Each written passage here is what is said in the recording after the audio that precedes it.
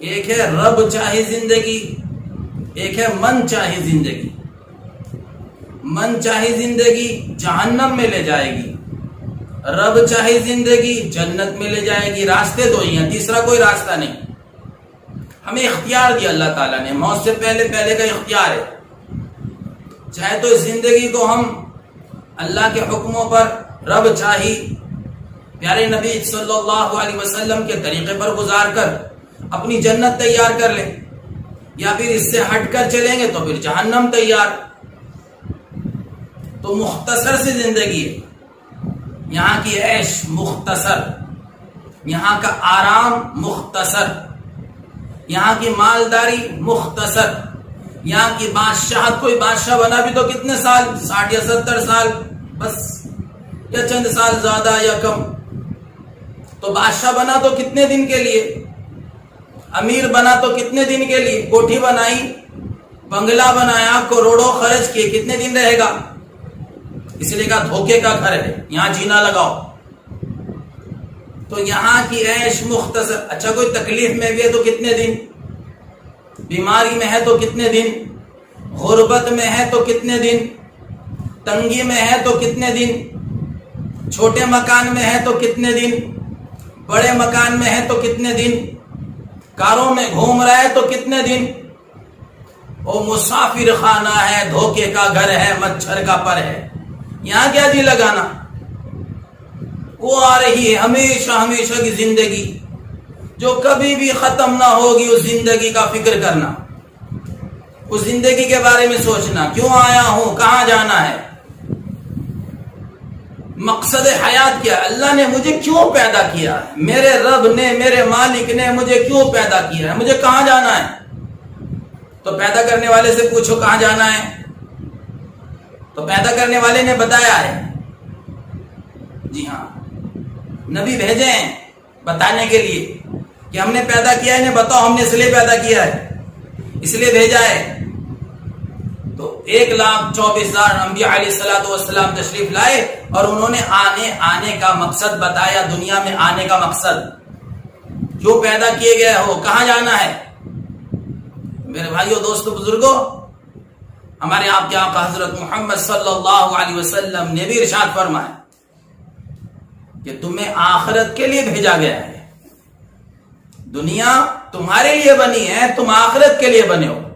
زمین تمہارے لیے، آسمان تمہارے لیے، چاند تمہارے لیے، ستارے تمہارے لیے، ہوائیں تمہارے لیے، بادل تمہارے لیے، بلکھاتی ندیاں تمہارے لیے، جھومتے درخت تمہارے لیے، سبزیاں تمہارے لیے، پھول تمہارے لیے، پھل تمہارے لیے، تمام درندے پرندے سارے چوپائے تمہارے لیے، سارا نظام تمہارے لیے، اور تم میرے لیے، تم آخرت کے لیے۔ تو اللہ نے کیوں بھیجا ہے؟ وَمَا خَلَقْتُ الْجِنَّ وَالْإِنسَ إِلَّا لِيَعْبُدُونَ، ہم نے انسان اور جنات کو اپنی عبادت کے لیے پیدا کیا ہے۔ جی، عبادت مقصد، اللہ کا حکم، نبی کا طریقہ۔ کوئی کام اللہ کے حکم کے بغیر نہ کریں اور کوئی کام نبی کے طریقے کے بغیر نہ کریں تو ساری زندگی عبادت بن گئی۔ کھانا نبی کے طریقے پر، پینا نبی کے طریقے پر، نکاح نبی کے طریقے پر، تجارت نبی کے طریقے پر، گھر سے نکلنا نبی کے طریقے پر، گھر میں داخل ہونا نبی کے طریقے پر، غم نبی کے طریقے پر، خوشیاں نبی کے طریقے پر۔ تو کیا زندگی عبادت بن گئی۔ زندگی عبادت ہے اگر اللہ کے حکم نبی کے طریقے پر گزرے۔ جی ہاں، تو اس کو سیکھنا، اس کو سمجھنا اور آخرت کو سامنے رکھ کر چلنا۔ جی ہاں، سب سے پہلی منزل موت کی ہے۔ موت کی منزل آسان تو قبر کی منزل آسان، قبر کی منزل آسان تو حشر کی منزل آسان۔ منزلیں ہیں۔ اللہ ہمارا خاتمہ بالخیر فرمائے، ہمارا خاتمہ ایمان پر ہو جائے، بس مزہ آ گیا، کام بن گیا۔ ساری زندگی اس کی محنت کرنا کہ میرا خاتمہ ایمان پر ہو جائے۔ میں جب دنیا سے جا رہا ہوں تو اس کلمے کے ساتھ، اللہ کی اطاعت کے ساتھ، اللہ کی فرما برداری کے ساتھ جا رہا ہوں۔ یہ مقصد حیات ہے، اللہ کی عبادت، اللہ کی اطاعت، جس سے آخرت بنے۔ یہ دنیا کی زندگی مختصر، ختم ہو جانے کا جہان، ٹوٹنے کا جہان۔ دادا بیٹھے رہتے ہیں، پوتا چلا جاتا ہے. آنے کی ترتیب ہے، جانے کی ترتیب نہیں. آنے کی ترتیب پر دادا ہے، ابا ہے، بیٹا ہے، پوتا ہے. جی ہاں، آنے کی ترتیب، جانے کی کوئی ترتیب نہیں. والد صاحب بیٹھے ہوئے ہیں، بیٹا چلا گیا. والد کے کندھوں پر بیٹے کا جنازہ جا رہا ہے، تو ہمارا بلاوا آنے والا ہے. جی ہاں، ہم جانے والے ہیں دنیا سے. روز ایک دن گھٹ رہا ہے، موت قریب آ رہی ہے، دنیا دور جا رہی ہے. تو موت کے بارے میں سوچو. ذرا سی انگلی کٹ جاتی ہے، ذرا سا ہاتھ جل جاتا ہے، ساری رات نیند نہیں آتی، ساری رات ہائے ہائے کرتے ہوئے گزرتی ہے. ذرا سی روح جدا ہوئی، اتنی تکلیف ہوئی، بے چینی ہوئی، نیند بھاگ گئی. جب پورے جسم سے روح نکالی جائے گی تو کیا ہوگا، کیسی تکلیف ہوگی. اس وقت زبان بند ہو جاتی ہے، تکلیف کی شدت میں آواز نہیں نکلتی. اگر اللہ آواز نکالنے کی طاقت دے دے تو اتنی زور سے چیخے گا جس کی کوئی انتہا نہیں. تو میرے بھائیو، دوستو، بزرگوں، موت، قبر، قیامت کا دن، حشر کا میدان. موت ایک منزل، قبر دوسری منزل، قیامت کا دن، حشر کا میدان تیسری منزل، پھر جنت یا جہنم. ڈرتے چلے گئے اللہ والے موت سے. موت کے بارے میں تیاری کا فکر کہ موت پہ میرا کیا ہوگا. کتابوں میں لکھا ہے اگر ایمان کی محنت کرتے کرتے زندگی گزری، اس کلمہ لا الہ الا اللہ محمد الرسول اللہ، اس کلمے کے تابع ہو کر زندگی گزری، اگر نمازوں کا اہتمام کرتے ہوئے زندگی گزری، اگر اللہ کا ذکر کرتے ہوئے زندگی گزری، اگر اچھے اخلاق کے ساتھ، ماں باپ کی خدمت کے ساتھ، اخلاص کے ساتھ زندگی گزری اور دین کی محنت کو مقصد بنا کر زندگی گزری، سچائی، امانت داری، دیانت داری، سخاوت اور شجاعت، عفت اور پاک دامنی، نظروں کی حفاظت، ان تمام امانت داریوں کے ساتھ، ایمانی صفات کے ساتھ زندگی گزری، تو موت پر حضرت جبرائیل علیہ السلام آ کر کلمے کی تلقین کریں گے، کلمہ پڑھوائیں گے اور خاتمہ بالخیر ہوگا. جی ہاں، اور اگر ایمان کی محنت نہ کی تو کبھی شیطان عیسائیت کی شکل میں بن کر آئے گا، کبھی یہودیت کی شکل میں بن کر آئے گا، کبھی عیسائیت کی دعوت دے گا، ماں کی شکل میں آئے گا، بیٹا عیسائی ہو جا، میں عیسائی بن کے مری ہوں. جی ہاں، اگر ایمان نہ سیکھا، خدا نہ کرے، اللہ نہ کرے، پتہ نہیں کس حال میں موت آئے گی. اس لیے اپنی موت کا فکر، اپنے خاتمے کا فکر کہ اللہ مجھے خاتمہ نصیب فرمائے خیر کے ساتھ، کلمہ توحید کے ساتھ، کہ ہماری جب زبان پہ اللہ کا ذکر ہو، ہماری جب موت آ رہی ہو تو ہماری زبان پر اللہ کا ذکر ہو، کلمہ ہو، کہ جس کا شروع کلمہ اور آخر کلمہ، یعنی شروع میں بولنا سیکھے تو لا الہ الا اللہ سے شروع کرے، اور جب موت آ رہی ہے تو کہ بیچ کے سارے گناہ اللہ معاف کر دیں گے. تو میرے بھائیو، دوستو، بزرگوں، موت کی منزل کو سامنے رکھے ہیں. موت آسان نہیں ہے، آرا چلا دینے سے زیادہ سخت ہے موت. جی ہاں، آگ میں بھون دینے سے زیادہ سخت ہے موت. اپنی موت کے بارے میں ہر وقت سوچنا چاہیے. جسے نہ مرنا ہو وہ چاہے جو کرے، جسے مرنا ہو اپنی آخرت کی فکر کرے. تو موت کے بارے میں تیاری کا شوق بھی اور ذوق بھی اور فکر بھی کہ میری آخرت بن جائے. پھر قبر کا گڑھا، موت کے بعد دوسری منزل قبر. 3 سوال: تیرا رب کون ہے، تیرا دین کیا ہے، تیرے نبی کون ہے. ہر انسان کو، ہر مسلمان کو موت کے بعد آنے والی پہلی منزل قبر کی منزل ہے. اس کے بارے میں فکر ہونا چاہیے کہ قبر میں میرے ساتھ کیا ہوگا. کتنے جنازے کندھے پر اٹھا کر قبر کے گڑھے میں اتار کر آئے ہیں. ان قریب مجھے بھی لوگ کندھے پر اٹھائیں گے، مجھے بھی مٹی کے گڑھے میں ڈالیں گے، اوپر سے پھٹے لگا کر، بوریا بچھا کر، مٹی ڈال کر آ جائیں گے. دوبارہ کون پوچھنے آتا ہے. تو میرے بھائیو، دوست، بزرگوں، قبر کی منزل فرمایا یہ پہلی منزل ہے.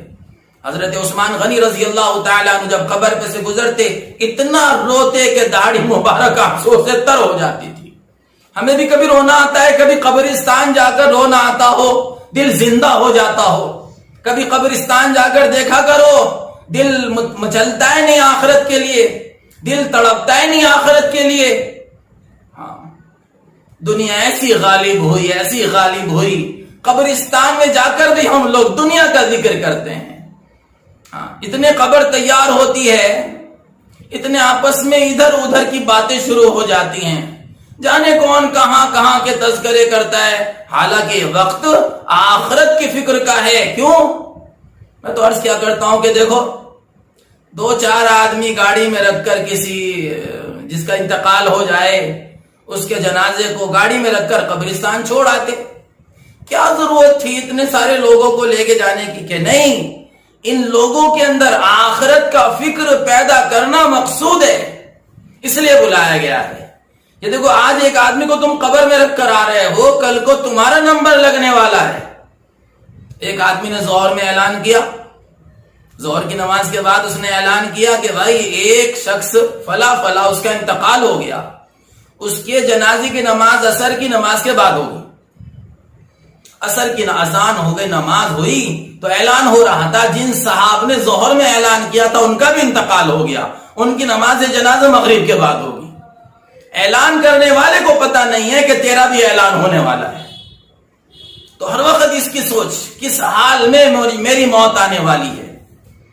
تو قبر کے 3 سوال, ہر مسلمان کو ان 3 سوالوں کے بارے میں علم ہونا چاہیے, اور ان کا جواب کیسے دوں گا, اس کی تیاری کیسے کرنی ہے, اس کی تیاری کا فکر ہونا چاہیے. پہلا سوال, تیرا رب کون ہے؟ تیرا پالنے والا کون ہے؟ تیری ضرورتوں کو پورا کرنے والا کون ہے؟ تیری حاجتوں کو پورا کرنے والا کون ہے؟ تیری الجھنوں کو سلجھانے والا کون ہے؟ تیرے کام بنانے والا کون ہے؟ تجھے روزی دینے والا کون ہے؟ تیرا رزاق کون ہے؟ تیرا خلاق کون ہے؟ تجھے کس نے پیدا کیا ہے؟ تو دنیا میں کیوں آیا تھا؟ یہ سوال ہوگا. تیرا رب کون ہے؟ کس نے پیدا کیا ہے؟ تجھے روزی کون دیتا ہے؟ یہ سوال ہوگا. اگر رب کو رب مانا, رب کو رب جانا, رب کو سب کچھ مانا, کیا اگر پالنے والا اللہ ہے, یقین بنا ہے, تو جھوٹ نہیں بولے گا. دکان پر بیٹھ کر جھوٹ بول کر نہیں کمائے گا. جی ہاں, دکان پر بیٹھ کر دھوکہ نہیں دے گا, ملاوٹ نہیں کر کے میں تو پیسے سے نہیں پالتا, مجھے تو اللہ پالتے ہیں, میری روزی تو اللہ کے ہاتھ میں ہے. یہ ملاوٹ نہیں کرے گا, یہ غبن نہیں کرے گا, کیونکہ اس کا یقین ہے پالنے والا اللہ ہے. کہ ایک سودا بیچنا ہے, جھوٹ بولوں تو 10,000 ملیں, سچ بولوں تو 6,000 ملیں. سچ بولنے میں 4,000 کا نقصان آتا ہے. اگر یقین ہے اللہ کا, پالنے والے اللہ ہیں, سچ بولے گا 6,000 پر یہ مطمئن رہے گا, میرا اللہ اس میں برکت ڈالے گا, میرے کام 6,000 میں بن جائیں گے. جھوٹ بول کر 10 نہیں کماؤں گا. یقین بگڑا ہوا ہے تو یہ 10 کمائے گا اور ہلاک ہو جائے گا. اور یہ 10 آئیں گے ہلاکت لے کر, یہ 10,000 آئیں گے حادثات لے کر, بیماریاں لے کر, بے برکتی لے کر. تو حرام سے بچنا ہے. کیوں؟ قبر میں جواب دینا ہے. تو قبر میں سوال, تیرا رب کون ہے؟ تو ایک تو اللہ کو رب ماننا, اللہ کو اپنا سب کچھ ماننا. رب میرے ساتھ ہے, سب میرے پاس ہے. دوسرا سوال, تیرا دین کیا ہے؟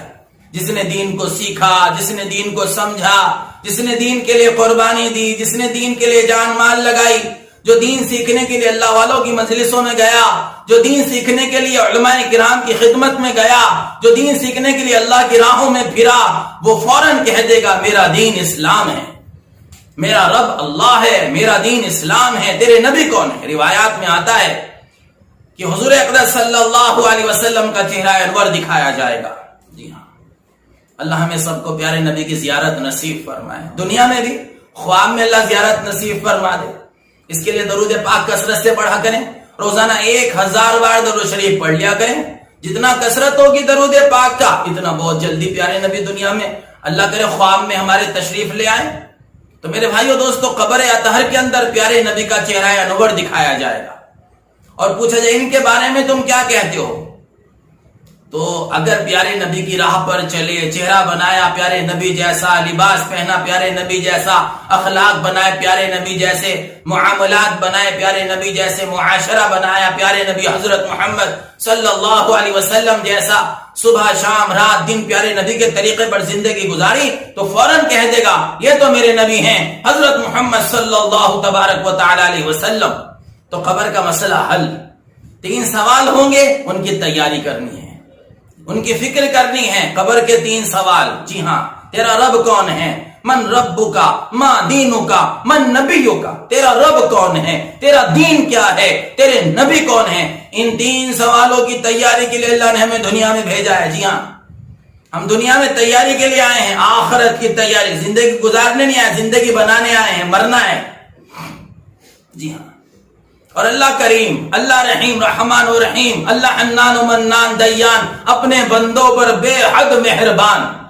یہ شان ہے میرے اللہ کی. پیپر آؤٹ کر دیا، پہلے ہی سوال بتا دی، یہ سوال ہونے والے ہیں تمہارے سے، تیاری کر کے آؤ. اور تیاری کا زمانہ دے دیا ہے کہ اتنے دن تم دنیا میں رہنا ہے. تو قبر کے 3 سوال کی تیاری. اللہ ہمیں سب کو توفیق عطا فرمائے کہ ہم تیاری کر کے جائیں. پھر قیامت کا دن ہوگا، حشر کا میدان ہوگا. جی ہاں، اللہ سامنے ہوگا، اور جب تک قدم نہیں ہل سکیں گے جب تک کہ 5 سوالوں کی تیاری نہ کر لیں.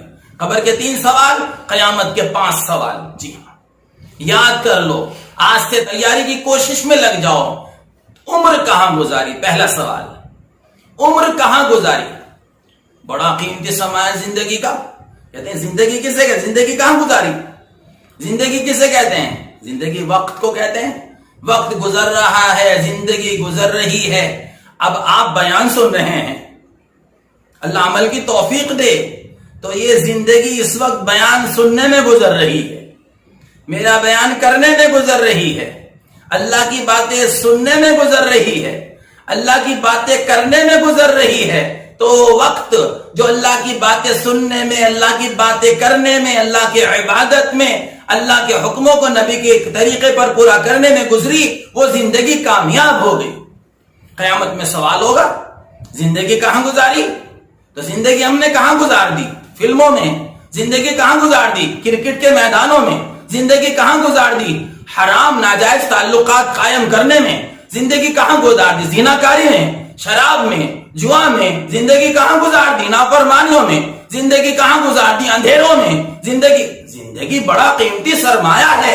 یہ زندگی اللہ کی امانت ہے، اسے اللہ کے حکموں پر ہی، اللہ کے نبی کے طریقے پر ہی لگانا چاہیے. اس کے علاوہ کوئی راستہ نہیں ہے زندگی بننے کا. تو سوال ہوگا زندگی کہاں گزاری؟ جن کی زندگیاں دین پہ لگی، جن کی زندگی اللہ کے حکموں پر لگی، جن کے سامنے آخرت تھی، جن کے سامنے قبر تھی، جن کے سامنے قیامت کا دن تھا. اما عائشہ رضی اللہ تعالی عنہا، اوہ کاش میں پیدا ہی نہ ہوئی ہوتی، کاش میں درخت ہوتی جو کاٹ دی جاتی. بڑے بڑے صحابہ اللہ سے ڈر رہے ہیں، قیامت کے دن سے ڈر رہے ہیں. میرے بھائیو، دوستو، بزرگوں، ابو بکر صدیق رضی اللہ تعالیٰ عنہ کے سامنے قیامت کا دن ہے. کاش ابو بکر کوئی پرندہ ہوتا.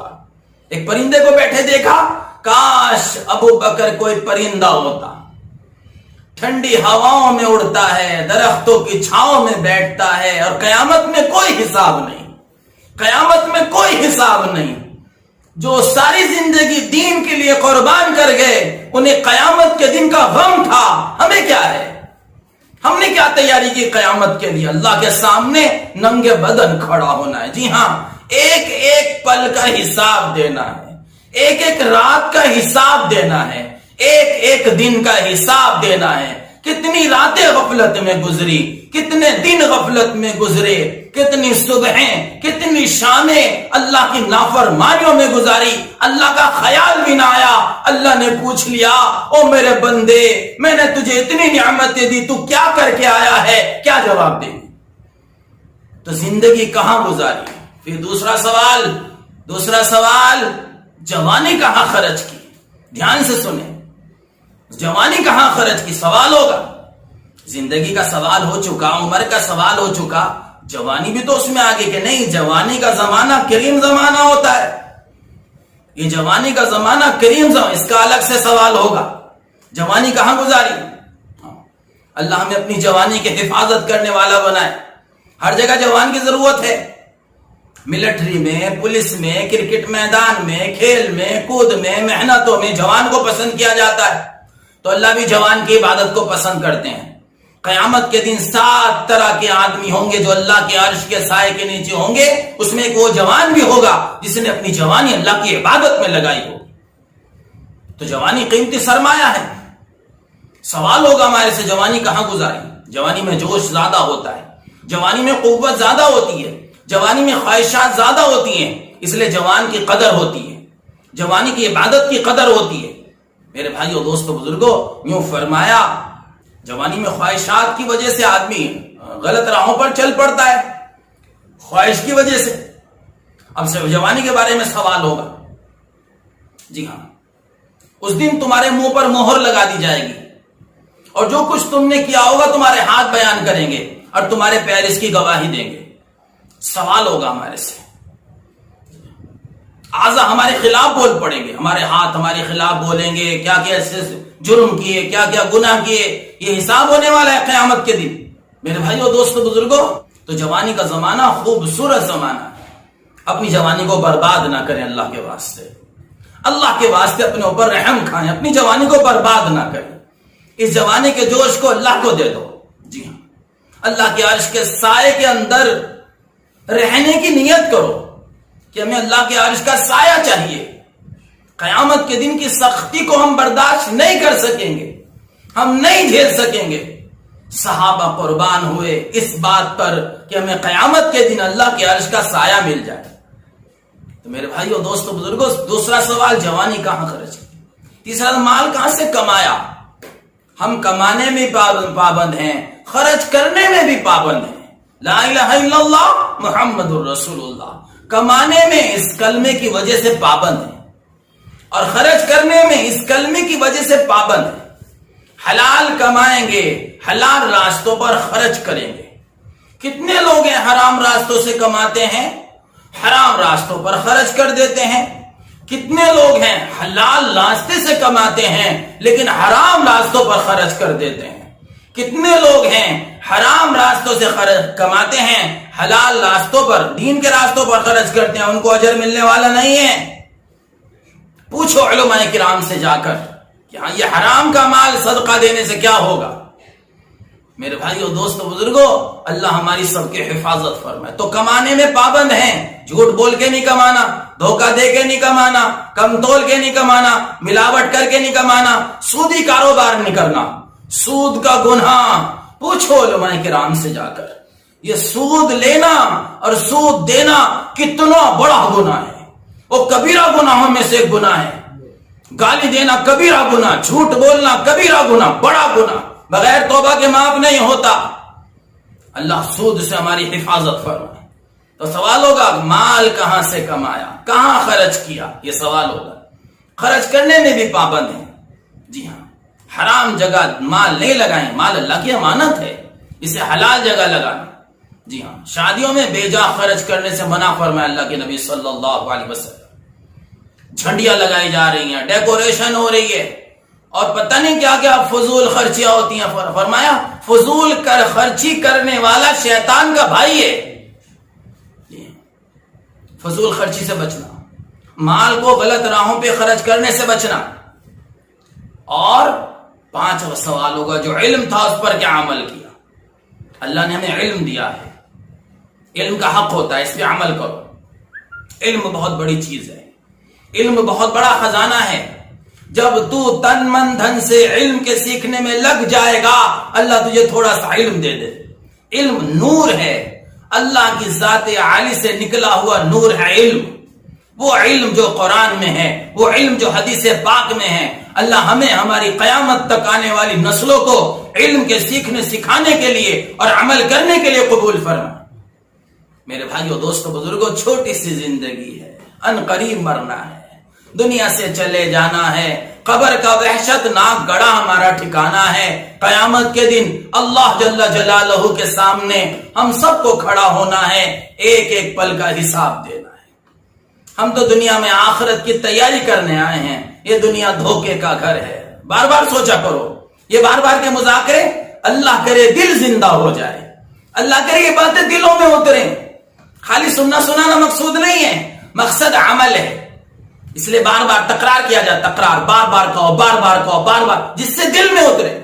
زندگی میں اترے، عمل میں اترے. جی ہاں، بھول جائیں ہم دنیا کی تمام رنگ رلیوں کو، جنت سامنے آ جائے. جنت کے خزانے، جنت کی حوریں، جنت کے غلمان، جنت کے بڑے بڑے محل، ایک اینٹ سونے کی، ایک اینٹ چاندی، اس کا بھی تو شوق کرو، اس کے بارے میں بھی تو سوچو. کیا ساری طاقت یہی لگا دی گندی دنیا میں.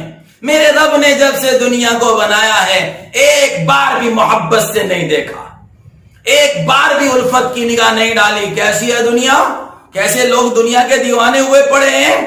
اور جب سے اللہ نے جنت کو بنایا، روز اللہ جنت سے کہتے ہیں تزینی، خوبصورت ہو جا میرے نیک بندوں کے لیے. کیا جنت کی نعمتیں ہیں. یہ ہے دنیا میں تیاری کی، دنیا میں عمل کیا، دنیا میں نمازیں پڑھی، دنیا میں قرآن پڑھا، دنیا میں حدیث پاک پڑھی، دنیا کے اندر اپنے آپ کو اللہ کے حکموں پر، نبی کے طریقے پر تابع کر کے زندگی گزاری. اور آخرت میں جنت تیار، جنت کی نعمتیں تیار، جنت کے خزانے تیار، جنت کی حوریں تیار، جنت کی تمام نعمتیں اللہ قدموں میں ڈال دیں. تو میرے بھائیوں، میرے دوستوں، میرے بزرگوں، موت آ رہی ہے. میرے نبی نے فرمایا ایک ساتھ 300 تلواریں مار دی جائیں، اس سے بھی زیادہ موت پر تکلیف ہوگی. کیا سوچا موت کے بارے میں، کیا سوچا قبر کے بارے میں، کیا سوچا قبر کے سوالات کے بارے میں، کیا سوچا قیامت کے دن کے بارے میں. اللہ کے سامنے کھڑا ہونا ہے. ماں بھاگے گی، باپ بھاگے گا، نیکی نہیں دیں گے، دوست احباب ساتھ چھوڑ دیں گے. ہاں، وہ قیامت کا دن، وہ حشر کا میدان، وہ پل صراط، وہ حساب و کتاب. کیا اگر سینگ والی بکری نے بغیر سینگ والی بکری کے سینگ مارا ہوگا، اوہ اللہ اسے سینگ دیں گے، بدلہ لے لے. حساب کتاب، دودھ کا دودھ، پانی کا پانی، کر لے جو کرنا ہے. آخر موت ہے، ایک دن مرنا ہے، آخر موت ہے. اپنی موت کی تیاری کرنی، اپنی موت کا سامان کرنا، اپنی قبر اور قیامت کا سامان کرنا، یہ مقصد حیات ہے. اللہ تعالی ہم سب کو عمل کرنے کی توفیق عطا فرمائے، آخرت کا فکر نصیب فرمائے. مزید بیانات کے لیے چینل کو سبسکرائب کریں.